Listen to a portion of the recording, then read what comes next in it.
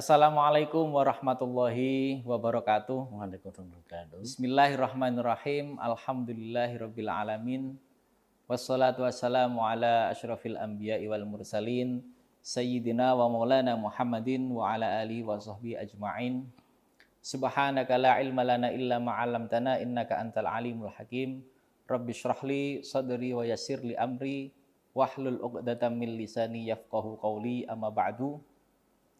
Para pemirsa nasional televisi dimanapun Anda berada, Alhamdulillahirabbil alamin, pada kesempatan kali ini kita berjumpa kembali di program kesayangan kita semuanya, program Qalbun Salim, tentunya bersama para dai muda dan kiai muda dari pengurus cabang Rijal Ansor Kabupaten Banyuwangi. Alhamdulillah kali ini bersama saya Iqbal Fatoni yang akan menemani pemirsa semuanya kurang lebih 1 jam ke depan untuk membahas tentang masalah atau isu-isu keagamaan. Ya. Kali ini tentunya saya tidak sendirian. Narasumber kali ini sudah sangat familiar, terkenal di dunia nyata ataupun di alam gaib. Ya. Ini Rijalul Ansor dan Rijalul Ghaib. Jadi kali ini saya bersama Gus Ulil. Assalamualaikum Gus. Waalaikumsalam. Sehat Gus? Alhamdulillah. Alhamdulillah. Masih semangat ya? Semangat. Selalu udah makan cilok. Oh, udah makan cilok ya. Alhamdulillah. Masih momen Syawal Gus. Kita ucapkan minal aidin wal faizin, mohon maaf lahir dan batin kepada pemirsa nasional televisi semuanya. Baik Gus, kita kali ini akan membahas tema tentang tidak jauh-jauh dari suasana Syawal ini Gus. Tentang Islam Nusantara, Syawalan, halal bihalal, dan kupatan. Nah ini kan sebuah tradisi yang khas di Nusantara kita. Ya. Jadi ini kita membahas dengan Gus Ulil, ini sosok yang paling nyentrik ya di antara narasumber yang lain ya. Beliau ini latar belakangnya sarjana ekonomi Islam. Ya. Tapi concern di dunia tasawuf, juga di dunia sosial dan budaya gitu ya. Baik Gus, kita akan bahas masalah ini tentang Islam Nusantara. Tentang kaitannya dengan Syawalan, kemudian kupatan ini apa sebenarnya ini Gus? Kok di Indonesia ini ada tradisi-tradisi yang berbeda dari negara-negara yang lain. Monggo Gus, mungkin sebelum dijabarkan disapa dulu pemirsa yang ada di rumah. Terima kasih. Assalamualaikum warahmatullahi wabarakatuh. Sebelum kita membahas tentang apa itu Islam Nusantara dan budaya Syawalan, maka ketika kita melihat dalam ilmu sosial budaya, dalam etnografi dan sebagainya, kita membahas tentang agama. Agama itu tidak akan lepas dari sebuah budaya. Baik budaya dari mana dia berasal dan budaya di mana dia berkembang. Ketika kita ngomong Islam, apa yang dibawa budaya? Budaya Arab. Kalau kita ngomong Islam ya budaya Arab. Kita pakai pasti Arab gitu bayangannya. Kita pakai dengan lagu-lagu Arab, meskipun itu lagunya Arab pating genah. Ya, nah, kali-kali kok dibuat sholawatan, kan ke Arab genah. Itu sebuah simbol. Bagaimana budaya itu mempengaruhi sebuah agama. Dan agama juga mempengaruhi sebuah budaya. Jadi saling berkaitan. Makanya kalau kita ngomong siwak itu adalah pengaruh budaya Arab ke agama Islam. Kita ngomong jubah, sajadah, maka kita ngomong budaya Arab yang masuk ke Islam. Kita ngomong haji, umroh itu kan budaya Arab sebelum Islam. Ya, dimasukkan begitu juga dengan sunnah. Tapi ketika masuk ke dalam ranah negara yang dimasuki, maka agama itu yang mempengaruhi budaya setempat. Ketika Hindu masuk ke Bali, akhirnya menjadi Hindu Dharma. Dengan agama asli penyembahan leluhur dan agama Siwa. Kita bisa dilihat di TikTok yang membahas tentang agama Bali. Buddha Zen bahas tentang agama Buddha. Bagaimana Buddha itu terbagi Mahayana dan ada 3 kelompok besar Buddha, Mahayana, Nihayana, dan satu lagi apa? Ini dipengaruhi budaya masing-masing. Ada kelompok Buddha yang pure bahasa Pali dengan istilah konservatifnya, ada dengan mengikuti perkembangannya, mengikuti di mana ketika dia Cina maka sutranya sutra berbahasa Cina, ada yang Buddha yang eksentrik juga ada di Tibet. Itu menunjukkan bahwa itu juga yang ada di Indonesia. Ketika ngomong Indonesia, kita ngomong Islam Nusantara, maka mau nggak mau pengaruhnya sangat besar. Ketika Islam masuk Sumatera, yang mempengaruhi budaya Sumatera berpengaruh. Ketika agama masuk Jawa, maka lahirlah jenenge baju takwa. Sebenarnya Baju takwa. bukan baju takwa itu sebenarnya. Itu sebenarnya kan baju Tionghoa. Iya. Nah, karena Baju koko itu ya. Baju koko makanya sebenarnya koko, bukan takwa. Karena takwa dibuat itu untuk menjadi beribadah. merek tahu ya. Karena kalau kita ngomong takwa itu menjadi merek tahu yang ada di Kediri.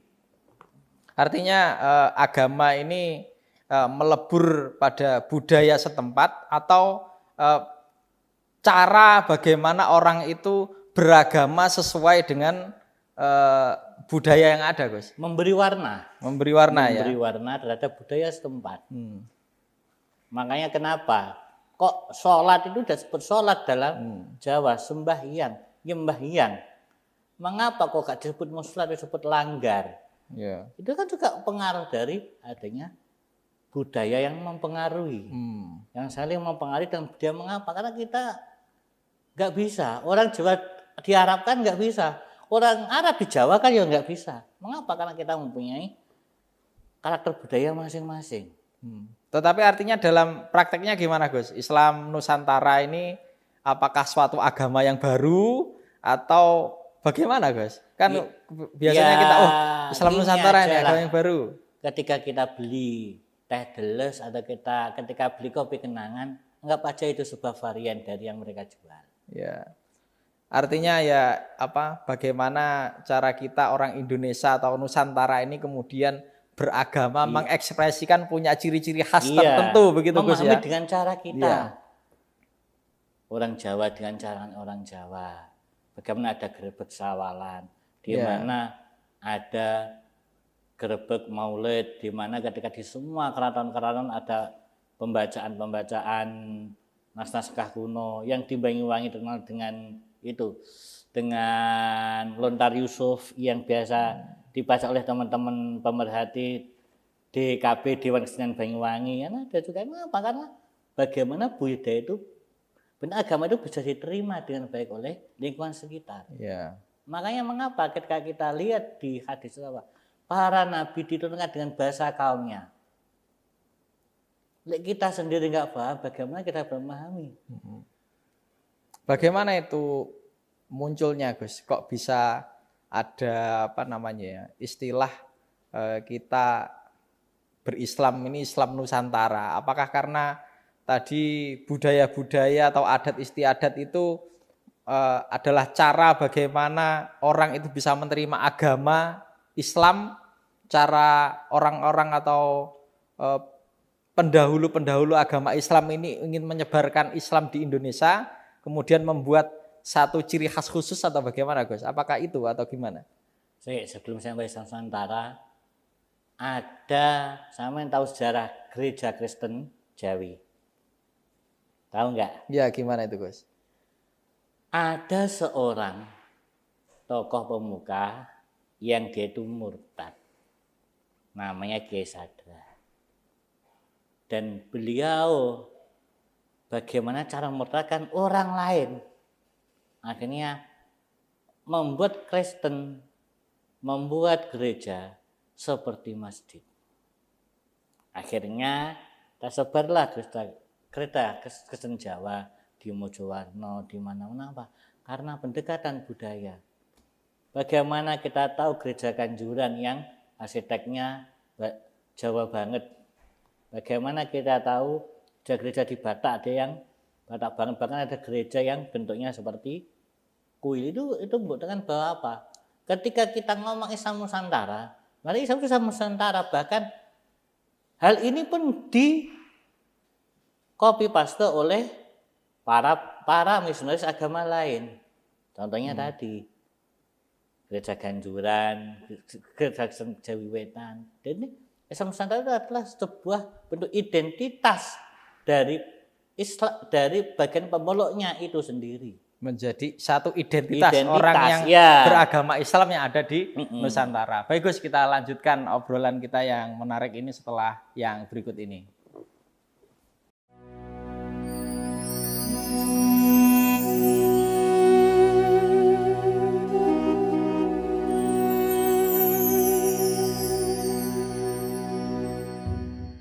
Kembali lagi bersama kami masih di Nasional Televisi bersama saya Iqbal Fatoni dan Gus Ulil ya, masih membahas tentang tradisi-tradisi yang ada di Nusantara ini menjadi sangat unik ya. Tadi sudah dikatakan Islam Nusantara ini adalah satu ciri khas yang khusus bagaimana orang Islam itu mengejawantahkan Islam di Nusantara. Jadi tanpa harus berbenturan dengan esensi dari Islam itu sendiri. Makanya ini ada satu fenomena di Nusantara, salah satunya yang masih nuansa Syawal ini Gus. Jadi ada halal bihalal dan kupatan. Ini apa ini Gus? Ini sangat khos, ini sangat khusus ada di Indonesia saja. Saya di Mesir itu enggak pernah dengar itu halal bihalal itu. Bahasa Arab tapi enggak ada di Arab itu. Halal bihalal itu. Kemudian ada tradisi kupatan di kita ini. Ini sebenarnya ini tradisi apa ini? Pesan-pesan moralnya ini apa sebenarnya Gus? Kalau kita ngomong halal bihalal, ini sebenarnya apa? Rekayasa bahwa Habsburg ketika Indonesia lagi ruwet perpecahan di sekitarnya. Bagaimana saat itu ada Dewan Banteng di Makassar, ada Dewan Rusli di daerah A, B, C, D sampai ada Maluku mau pecah mau dan gimana. Akhirnya apa? Clash antara Bung Karno dan Bung Hatta. Hubungan Bung Hatta aja bisa-bisa ranjang. Apalagi yang pemimpin berikutnya. Makanya ini harus diwaspadai oleh pemimpin sekarang. Nah, terusnya itu akhirnya Bung Karno curhat ke Mbah Wahab. Mbah, bagaimana ini? Piye carane ben supaya aku iso ngopi bareng, duduk bareng dengan orang-orang yang berseberangan dengan saya. Padahal saya itu pengen dengan mereka, aku kok nggak bisa ketemu lah bagaimana caranya. Ya kan Bung Karno kan juga bagian teman-temannya tiba-tiba menjauhi kan nggak enak. Ya. Akhirnya apa? Timbullah namanya halal bihalal. Berarti ini ide yang dicetuskan oleh Mbah Wahab ya? Iya. Lah Mbah Wahab dan halal bihalal itu mengapa? Mengapa kok tidak ada bahasa Arab? Karena itu adalah bahasa lokal Indonesia. Dan halal bihalal itu halal bihalal itu hanya ada di Indonesia ataupun diramekan oleh orang Indonesia. Ya. Mau di Mesir, mau di Cina, mau di Arab Saudi. Kalau halal bihalal pasti orang Indonesia. Tidak ada orang yang lainnya. Jadi dulu katanya ceritanya mau dibikin silaturahmi nasional, gitu kan? Wah ini jangan silaturahmi ini bahasanya terlalu agamis gitu kan? Karena kalau silaturahmi itu kan bagaimana? Kan kalau halal bihalal kan orang penasaran. Apa sih halal bihalal? Apa sih halal bihalal? Akhirnya kan penasaran. Kan kadang-kadang sebuah kata baru itu atau sebuah merek baru itu kadang-kadang buat kita penasaran. Ya kayak sekarang di Gendeng di delok mie gacoan Jan. Iya. Mantrine sampai saya tadi malam aja lewat jam 8 dan 9. Ada sampai keluar padahal mie ini rumah saya enakan mie ayam. Solo. Tapi mengapa kok rame? Ya berarti nama baru itu selalu memunculkan sesuatu yang menarik ingin tahu ya. Berarti halal bihalal ini muncul inisiasi rekonsiliasi nasional lah kalau bahasa sekarang ya. Kalau pemerintah sekarang kan itu bahasanya rekonsiliasi nasional. Kalau dulu mungkin halal bihalal gitu Gus. Cuma dikhususkan kenapa kemudian di bulan Syawal Gus?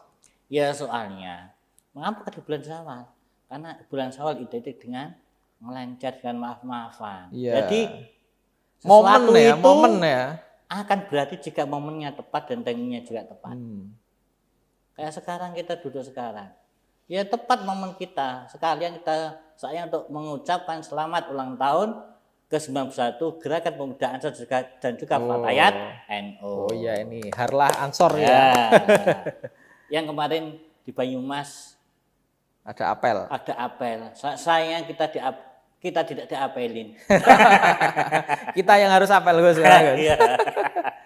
Baik Gus, halal bihalal ya, rekonsiliasi nasional. Kalau kemudian kupatan, apa Gus? Orang-orang Jawa khususnya ini membuat tradisi kupatan ini satu tradisi tersendiri. Kadang malah lebih rame daripada Idul Fitri itu sendiri. Karena mengkhususkan momen kupatan ini sebenarnya apa Gus?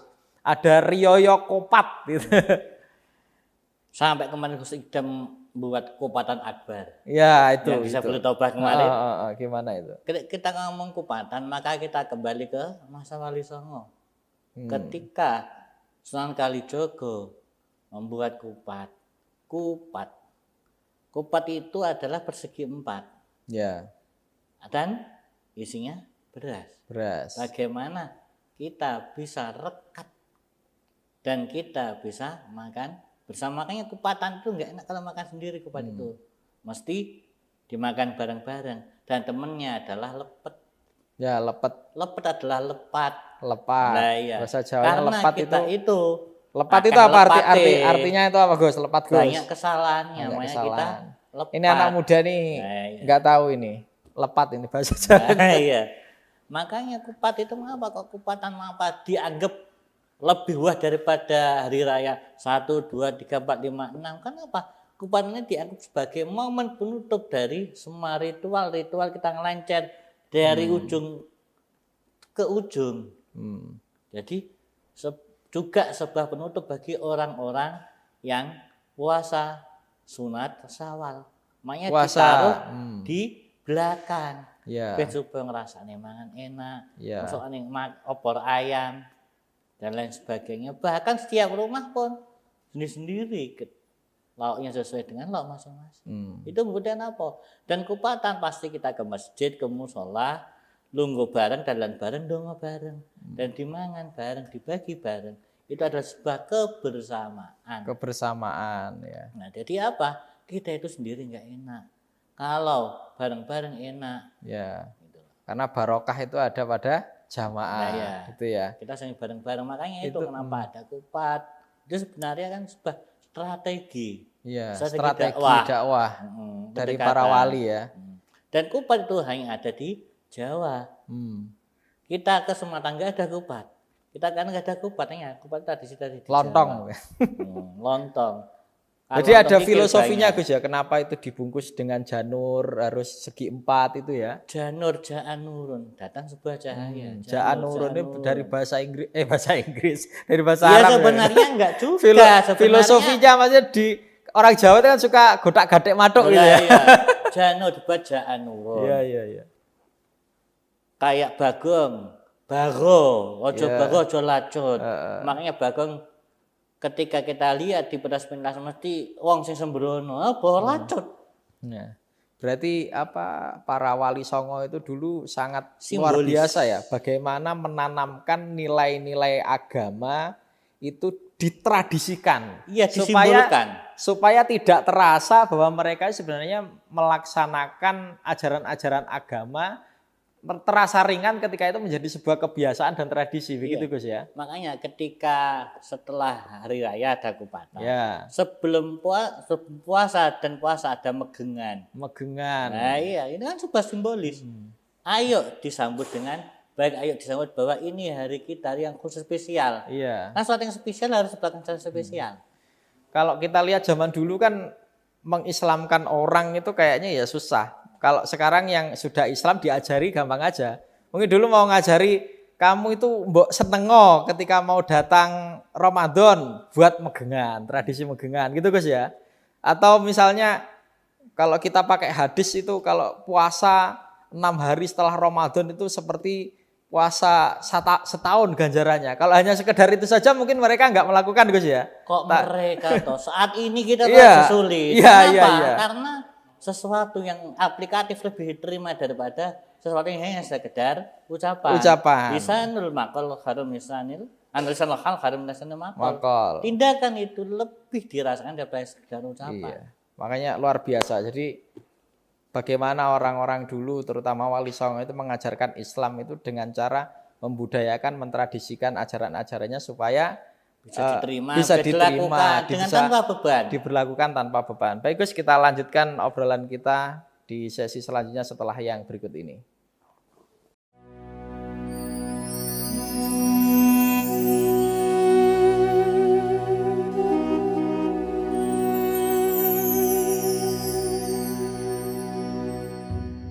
Baik pemirsa, kita kembali lagi di NTV Nasional Televisi bersama saya Iqbal Fatoni dan Gus Ulil, tentunya di program Kolbun Salim.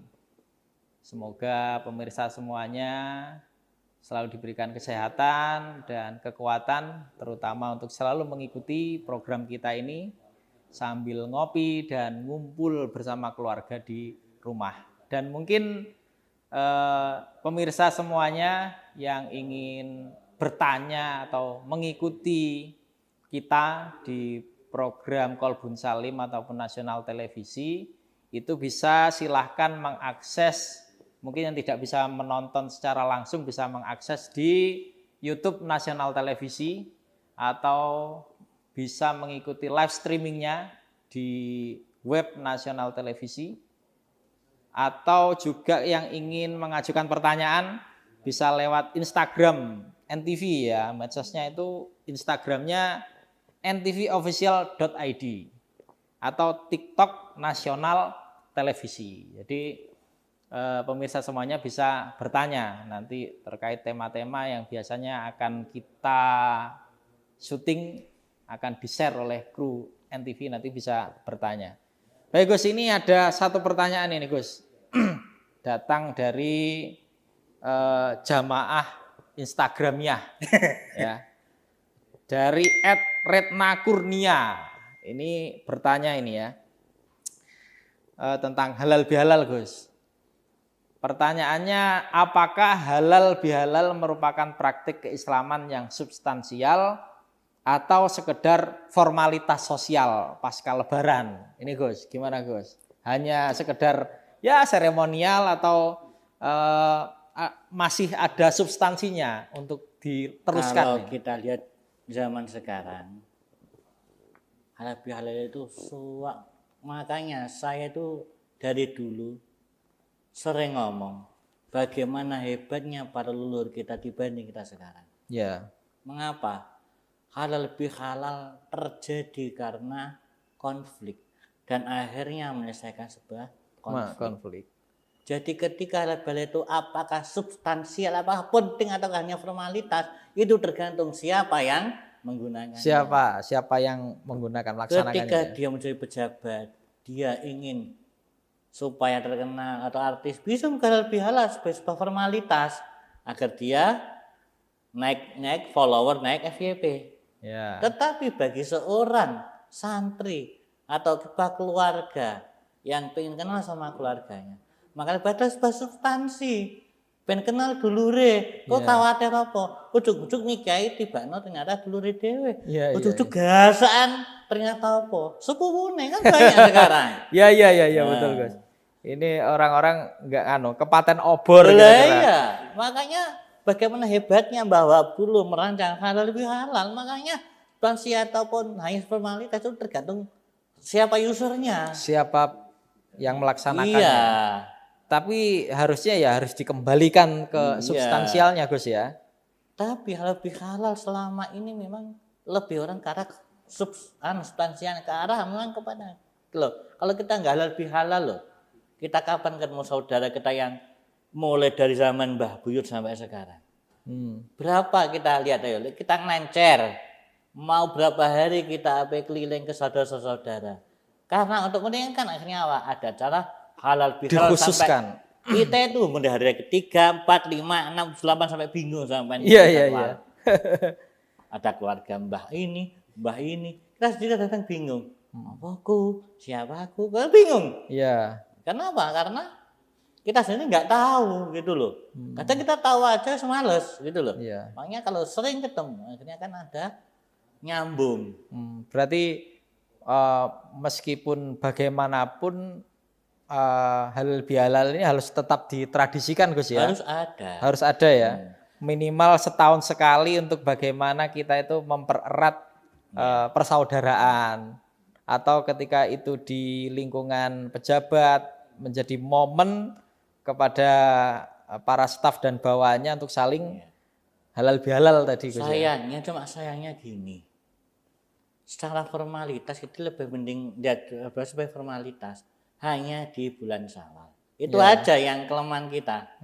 Dan halal bihalal itu seharusnya setiap waktu kita harus ada halal bihalal. Secara substansi setiap waktu kita halal bihalal ya. Karena apa?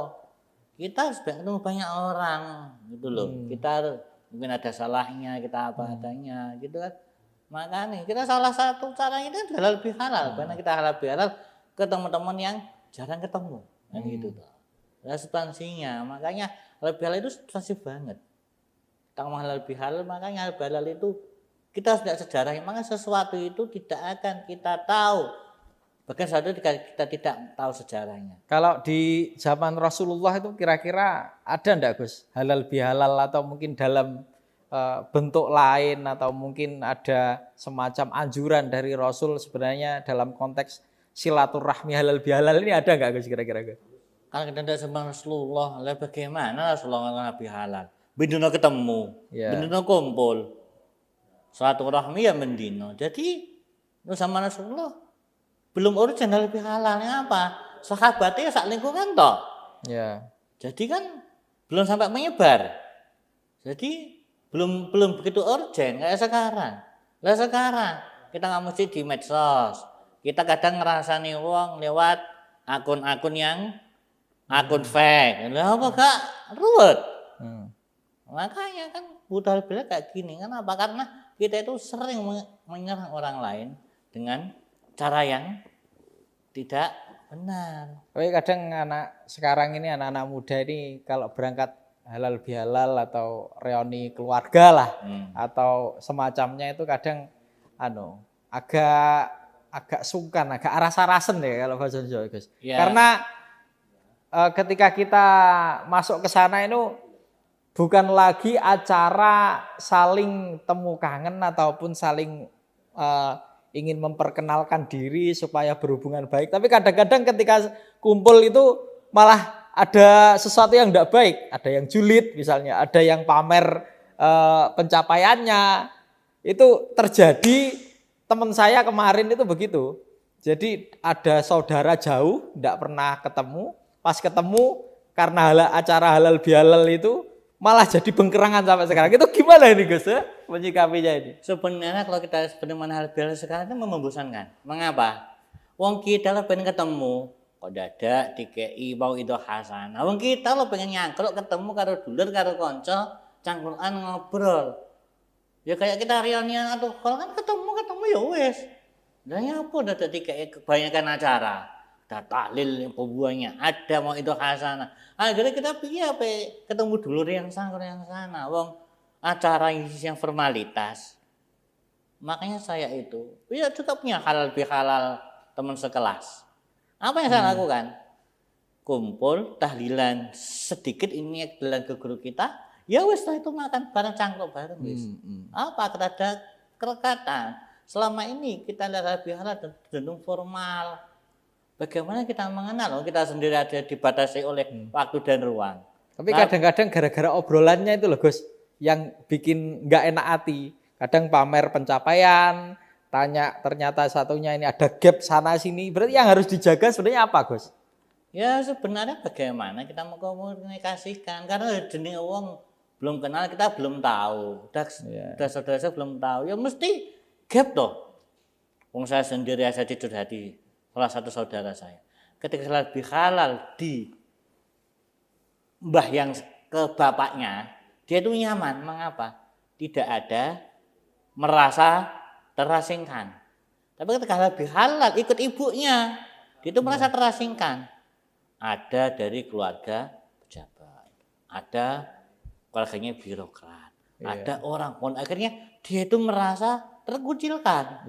Loh, jadi itu ya itulah mengapa, karena kita belum bisa memahami kemana arahnya. Ya memang kita sendiri juga kadang-kadang bingung juga ketika ngerti halal bihalal.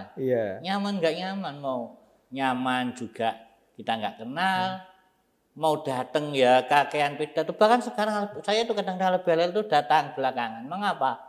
Daripada saya datang awal acara mulainya siang, kan saya berangkat siang sekalian.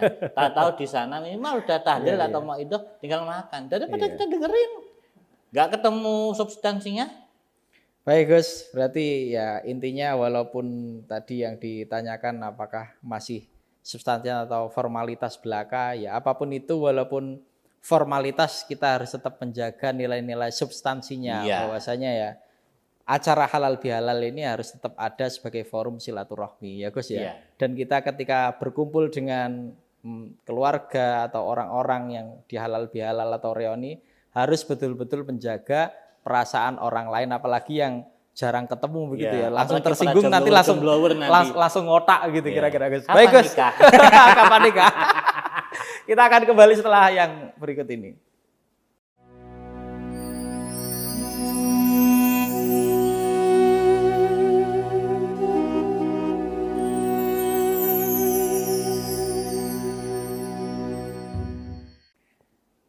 Baik, kembali lagi tentunya bersama saya Iqbal Fatoni dan Gus Udil, masih di tentang tema Islam Nusantara, sawalan, halal bihalal dan kupatan, satu tradisi yang itu khas ya, ciri khas khosois dari kita orang Islam yang ada di Indonesia. Tadi sudah banyak dibahas oleh Gus Udil bahwasanya kita orang Jawa khususnya ini tidak semerta-merta ya membuat satu tradisi yang dikira ini sesuatu yang baru tanpa kita mengenal terlebih dahulu bagaimana tradisi itu ada, tidak ujuk-ujuk ya. Tadi disebutkan bahwasanya bagaimana para wali songo itu memberikan pengajaran kepada masyarakat terkait bagaimana kita beragama itu dengan membentuk satu tradisi-tradisi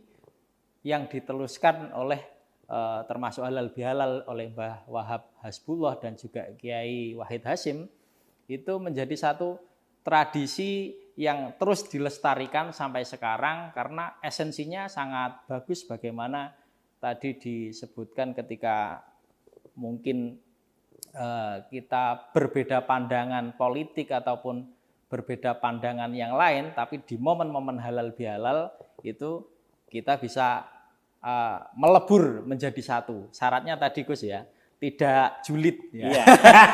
Tidak lagi julid, tidak menanyakan hal-hal yang sensitif.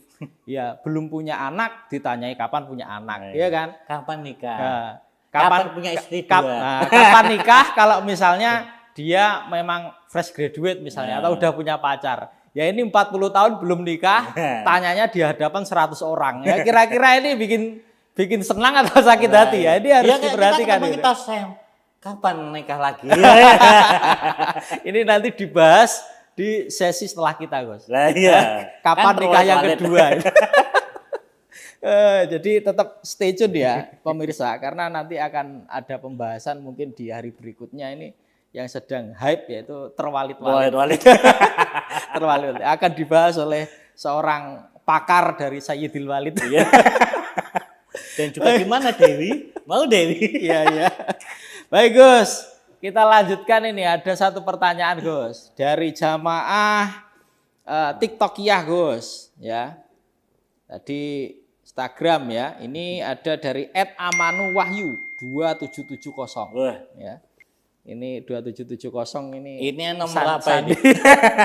Ini nomor ketemu sandinya ini ya. Sandi nomor mobil atau apa ya. Baik, pertanyaannya begini Gus. Apakah kupatan masih menjadi sarana edukasi moral dan religius atau hanya tradisi kuliner tanpa makna. Nah, ini soalnya kadang-kadang Gus ya, kadang-kadang itu orang-orang hanya ikut milu grubyuk, sing penting mangan-mangan tanpa tahu kondisi dirinya mungkin sedang kesusahan ya. Ku dienek-enek nih, hanya sekedar pengen mangan-mangan karena sebuah tradisi. Bukan satu esensi lagi yang disebutkan tadi, karena kita berhari raya kedua setelah puasa 6 hari, setelah dan lain sebagainya itu. Jadi ini tradisi sekedar makan-makan foya-foya atau masih tadi masih menjadi sarana moral dan religius, Gus. Gimana, Gus? Kalau kita melihat dari sarana kuliner, memang di Kupatan itu semuanya ada. Jadi bukan hanya kopat sama iya, apa itu ya? kalau kita di masjid kan ada kupat, ada lepet, ada lontong Iya. dengan jangan atau dengan lauk yang beraneka ragam.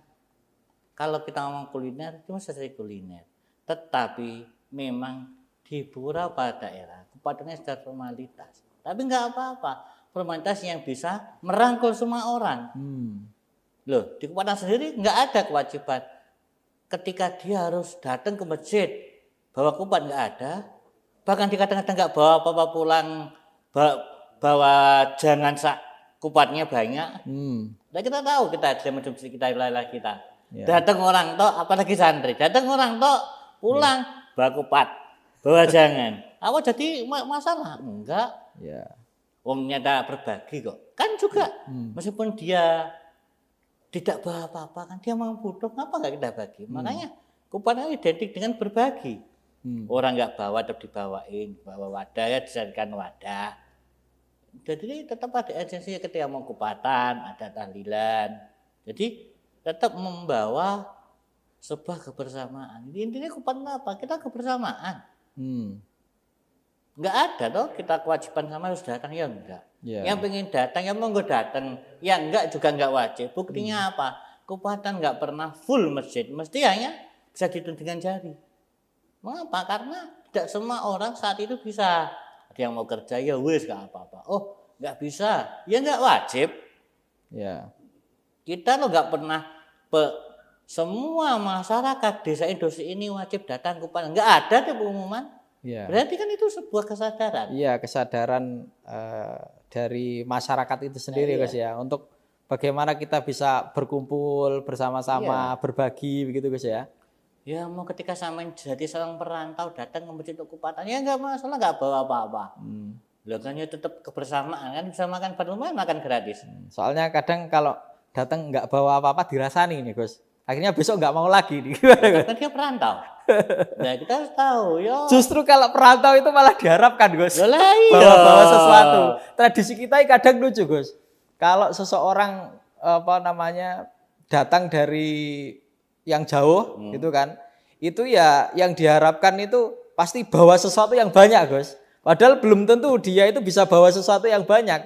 Makanya kadang kita nggak mau pulang karena kita nggak bisa bawa apa-apa. Gimana, Gus? Saya ngomong perantau itu bukan perantau ke daerah asalnya. Perantau di tempat dia rantau, dia nggak pulang. Dia ikut aja tradisi lo orang sekitar. Kan enak, lumayan bisa membantu mengurangi keuangan gitu loh. Jadi apa? Jadi Kupatan itu juga berpengaruh pada para perantau-perantau. Gitu loh. Jadi kita melebur ke tradisi lokal. Mengapa? Kok kita puasan kemarin banyak para perantau makannya terjamin. Ada buka gratis, ada sosialisasinya terbantu, keuangannya lumayan untuk mengurangi beban biaya perantauan. Nah gitu loh. Jadi sebenarnya itu selain itu agar perantau juga bisa melebur ke masyarakat lokal, biar tidak dianggap orang lain. Mengapa tak kita dianggap orang lain? Karena kita tidak bisa menyatu dengan masyarakat lingkungan lokal. Ya, akhirnya apa? Kita dianggap orang lain. Akhirnya ada apa-apa kita bingung. Mengapa? Karena kita nggak kenal RT RW-nya, nggak kenal. Itu. Jadi ini sebuah makanya mengapa Kupatan identik dengan kebersamaan. Ya wes, formalitas monggo lah, tapi ketika saya melihat di desa-desa, Kupatan itu banyak formalitas, itu memang sebuah semacam esensi. Jadi seneng lah meskipun banyak kerupuk tok gak apa-apa, sebenarnya kan bareng-bareng. Gus, ini terus faktanya ternyata sekarang ini tradisi-tradisi seperti ini yang melestarikan ternyata kalau kita lihat di masjid, di musola-musola, kebanyakan Gus, nggak semua ya, ini ternyata masih orang-orang tua. Nah kira-kira gimana ini Gus, supaya anak-anak muda ini bisa tertarik untuk tetap melaksanakan tradisi yang sebenarnya punya nilai filosofis yang bagus. Bagaimana ini? Kira-kira anak muda bisa tertarik? Apakah harus mulai ada sesuatu yang baru tradisinya atau gimana Gus? Biar anak-anak tertarik deh. Sebenarnya mengapa anak muda tidak tertarik? Kita contohnya saja masjid. Mengapa sekarang rata-rata adalah orang tua bukan anak muda? Karena masjid bukan tempat berkumpul yang paling menyenangkan. Berarti bagaimana anak-anak muda melestarikan budayanya? Ya bagaimana kita buat budaya ini sebagai yang menyenangkan. Mengapa di Bali itu anak muda kok tetap ke pura, dia joget dan sebagainya. Dan apa? Karena menyenangkan. Ya. Bareng-bareng. Mengapa di Ponorogo anak kecil ada udah main reok. Ketika kita ke Jombang, ke Gresik, ke Pasuruan, Ishari masuk dalam kurikulum sekolah. Mengapa? Karena untuk menarik. Jadi kalau sekarang banyak anak muda menggunakan budaya, berarti yang tua-tua tidak bisa menarik. Kurang bisa mengayomi gitu ya. Iya. Itu caranya tetap diterima. Jadi yang tua juga harus mendengarkan, yang muda juga harus menghormati, begitu kira-kira Gus ya. Dan yang muda juga bagaimana kadang-kadang permasalahannya apa? Ada clash gap antara yang muda yang tua ini yang menjadi masalah. Terlalu jauh gitu ya. Jadi kaderisasinya ini. Iya. Baik Gus, terima kasih perbincangan kita pada kesempatan kali ini. Semoga ada memberikan manfaat untuk kita dan juga pemirsa yang ada di rumah, khususnya untuk tetap menjaga tradisi-tradisi yang baik, yang sebenarnya punya esensi yang bagus, tetapi sering dilupakan hanya menjadi formalitas belaka, tetapi dilupakan esensinya seperti apa, terutama bagi teman-teman atau anak-anak muda atau bapak-bapak, ibu-ibu yang punya anak, ini harus tetap menjaga tradisi-tradisi yang bagus supaya bisa tetap memberikan impact terutama moral kepada kita semuanya. Baik Gus, terima kasih Gus Ulil atas kesempatan waktunya pada sore hari ini. Semoga selalu diberikan kesehatan, panjang umur, barokah, manfaat umurnya. Amin. Terima kasih pemirsa. Akhirnya waktu yang memisahkan kita. Saya pamit undur diri, mewakili Gus Ulil juga. Insya Allah kita akan bertemu di kesempatan yang lain. Dari saya, salah kurangnya mohon maaf. Wallahul muwaffiq ila aqwamit thoriq. Wassalamualaikum warahmatullahi wabarakatuh. Waalaikumsalam.